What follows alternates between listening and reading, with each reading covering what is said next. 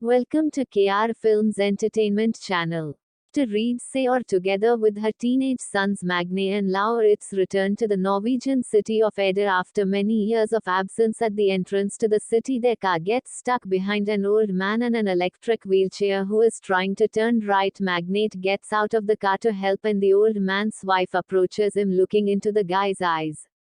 She smiles with satisfaction. He's a good boy, and then she touches his forehead. Magnus' iris changes color for a moment, and then the guy feels something unusual in the perception of the world. He returns to the car and, trying to close the window, breaks off the window lift or handle. Stunned, Magnate turns the thing in his hands and suddenly says that it's going to rain. Mother and brother laugh. There is not a cloud in the sky, and immediately the car is showered with a heavy rain. They continue on their way and get to their grandmother's old house. Leverage is not happy that there is a shabby looking trailer near the house, and Magnate picks up an advertisement that calls for making the air of the city clue minor. The next morning, the guys go to school. Oddly enough, the brothers are assigned to the same class. The thing is, Magnate is dyslexic, which is expressed by difficulties with word recognition and insufficient abilities in reading and writing. Mangani's attention is immediately drawn to a pretty blonde gripe, but Lauritz is ahead of him, and Agni has to sit in the back of the class next to his older, who is not popular at school. Listen on the Scandinavian gods begins, and Magni learns that Eder is the last Norwegian city to convert to Christianity. It was here that Ragnarok took place, during which the gods died and fate of the giants remained unknown. During lunch, Magnus sits at his oldie's desk again and learns that she's on the side of the Greens and is fighting against the pollution of the world. She also introduces the guy to Fewer. Utah is some of the owner of the usual industries factories. Fewer, his sister Saxer, and their mother the director of the school by the name of Ram, and then she talks about your blog on YouTube. At the end of the class is the to leave school together, and then as Oldie notices that one of the wheels in her bicycle is bent. Much the girl's astonishment, Magni easily fixes the brake and returns the wheel to its original condition, which surprises him as well. In addition, he notices that his eyesight has begun to improve. The next day, he is all day and dry. Get a general assignment in sociology and begin to study democracy. Magne suggests studying the topic by using their town as an example. At this moment, he sees his mother, who has come to talk to the director that women discuss boys' progress at school and recall the tragedy that happened many years ago when the boy's father died under mysterious circumstances. Later, the mother notices that Magdi is not wearing any glasses and does not understand how this can be, but she's distracted by with a huge will sky. It turns out that she and Fita have known each other for a long time. After returning home, Vida tells his wife Ran about the meeting with the woman while their children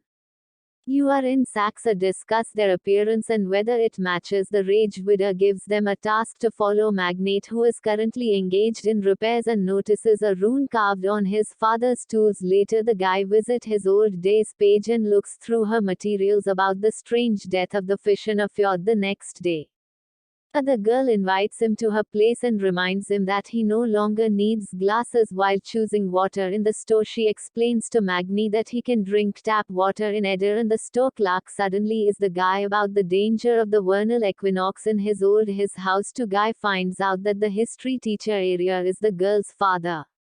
At dinner, she invites him to go with her to the mountain as she monitors the speed at which the glaciers melting. They can go down by paragliding. The girl asks her father questions about your mother's death, but he keeps silent. Magne shares his memories of his father and, sweeping the girl's diary off the table, finds out that she has been hopelessly in love with Saxa for a long time. The next day, he tells his classmate about the upcoming hike in the mountains, while Fewer invites everyone to a party at his house. Returning home, Magnate finds his mother repairing defense, and his attention is drawn to use father's sledgehammer marked with the rune. The next day, Magne and his older go to the mountains.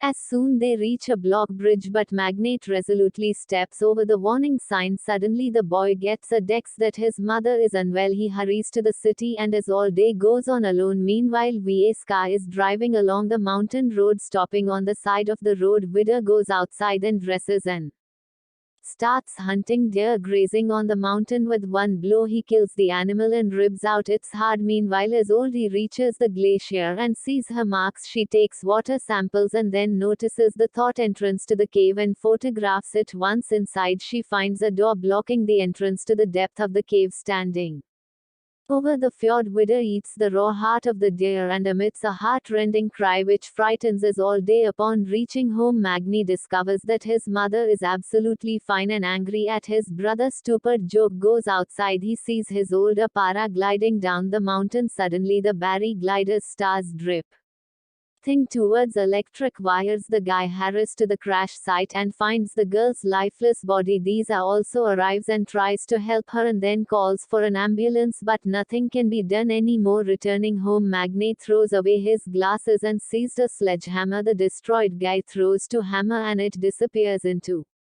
the clouds, which are instantly covered with lightning. After everything that happened, Magnate is taking the death of her friend hard and decided never to wear glasses again. The classmate asks a lot of questions about the girl's death, but he can say anything definite. He enters the classroom and sits down at the desk, whose second half is covered with flowers and burning candles. Run makes an announcement that there will be no history class today, but suddenly his father enters the classroom. He cannot stay at home alone. The man asked to school not to cancel the vernal equinox holiday because his all day would be against such a decision. Later, the police announced that the girl's death was caused by a fund storm strike to the dome of the paraglider, but Magni objects. Everything happened before his eyes and there was no thunderstorm at that time. Nevertheless, the case is being closed on the same day. Widow asked Stewart to get the insurance money for his car, which was smashed by some madman, and he says the woman photos and which tour it recognizes to slash how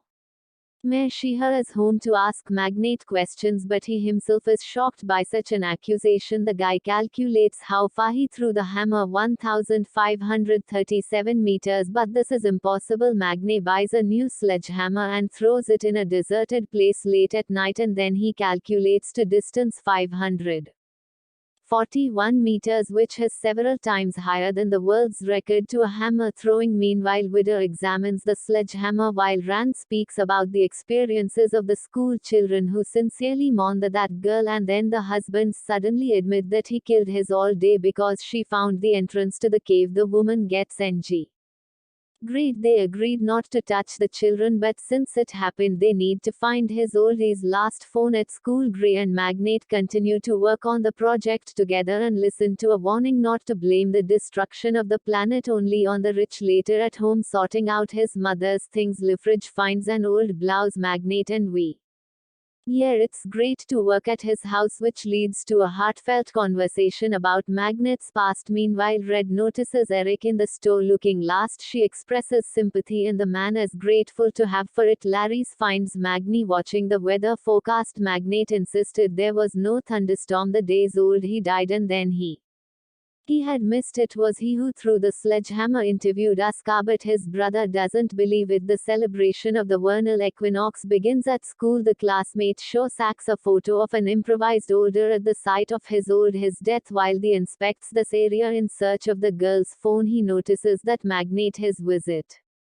during the place tour at school. Everyone is shocked by the sight of Lauer. It's a game to the evening in his mother's blouse and with makeup. The headmistress opens the evening and offers a moment of silence for his older sex, sings a song about a native land, which is interrupted by the appearance of Magnate. Later, Lower advises his brother to forget about Gripe because Fewer is already hitting on her. Later, Lauer it starts hitting on you could do. Then the headmistress takes the two boys away. Magne sits down with Cry, but Fewer invites the girl to a dance and the guy has nothing to do but sit and watch. Watching them, he crushes the bottle in his hand and it shatters into small pieces.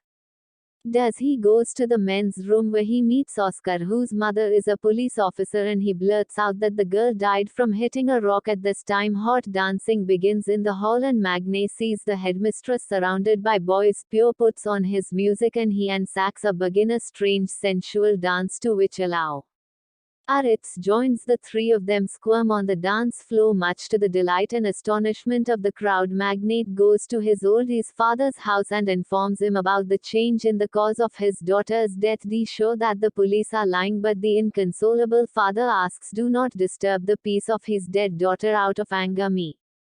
Agni easily moved the multi-ton car in front of the house, which terrifies Eric at this time. Fewer Lauritz and Oscar are going to the altar, and younger Utero, ridiculing people's stupid beliefs, urinate on the burning candles. Oscar manages to record this and upload everything to the internet. Fewer orders the video to be delayed, but it has already gone online. Magnate is reviewing numerous notes about violations of environmental regulations by usual industries, which area shows him, and he throws away the girl's diary because she has the right to personal secrets, and that here tools house the owner is feeding his dog when Rand shows you must scandalous photo. From the altar, the husband promises to deal with this issue, is trying to find out at least something new about Magni from Gray, who stayed overnight at our house, but she does not know anything. She goes to the bathroom and witnesses Fida beating his son. The man is furious. People worship them too and sacrifice to them.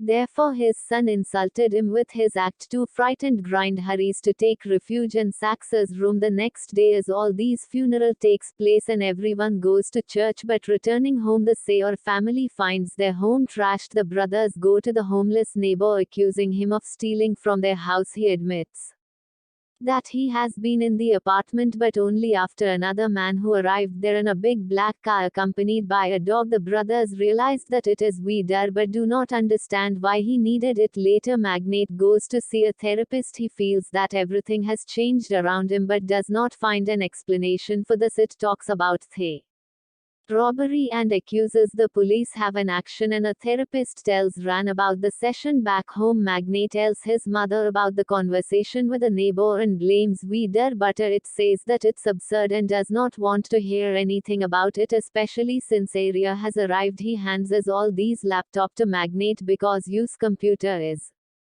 already failing. The guy searches the computer and finds data on changes and natural conditions in the vicinity of Idda. The same evening Rand tells her husband about the therapy session. She is furious. Not only did Vidar break into Magnus' house, but the guy's neighbors saw him, and now everyone can find out about this inexplicably okay case. The next day Grind confesses to Fjord that she saw the beating and a chapter, but he changes the topic of the conversation. The girl agrees to ride with him, but Lee writes and Sax are also in the car. Meanwhile Magnate is talking to a police representative again. He knows for sure that there was no wind that day, but the woman objects. He said that he got to the city in half an hour and no one can do that. The young people are driving along a mountain route, and if you are puts on a song in the ancient Icelandic language, which is surprising to Gripe. Suddenly a bird breaks against the windshield of the car. Sex and few are come out to look at it. This is the reminds them of the need to learn at least something about Magnate and eats the bird. Puzzled by the officer's words, Magni goes to a deserted warehouse and stores jogging to see how fast he runs. He does a 100-meter dash and just 7 seconds. Meanwhile Eric has given his jacket, which has traces of blood on it, and Vuda follows Magne and witnesses an accident in which the guy is hit by a snowplow. He joyfully announces to the family about Magnet's death, who interfered with their affairs. Then Vida confesses to the children that he killed his all day because she found dangerous things hidden by them in the glacier and reminds them of the danger are exposed to by getting close to mortals. Meanwhile the doctors at the hospital upper a blast. The guy who was hit by the snow plow has no injuries at all. Maddening goes home and he doesn't know that at this very moment the body of his deceased neighbor, who was a witness to the robbery of their house, was being brought to the morgue at home too. Right, thanks to God for saving a child's life. And Magne makes another note. He is no also invulnerable. His sight and sense of smell also have improved. The next day during the lesson there is a skirmish when Magne blames the usual plans for the emissions of harmful substances which caused the inhabitants of the fjord to die. Sex or reason.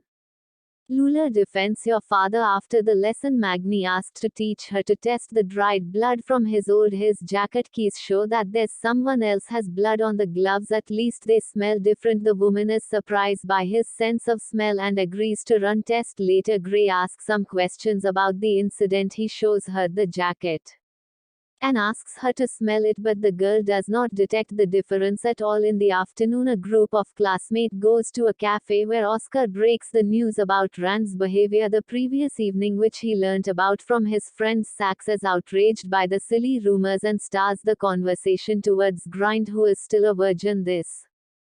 This is Grey off and she goes home, where she finds her father in front of a can of beer. The man is upset the insurance company refused to pay him money for his sick lungs. No one sees the connection between the disease and emissions from the Utah factories. Meanwhile, Vidar is raging in his house. No mortal could have survived. Who is this guy?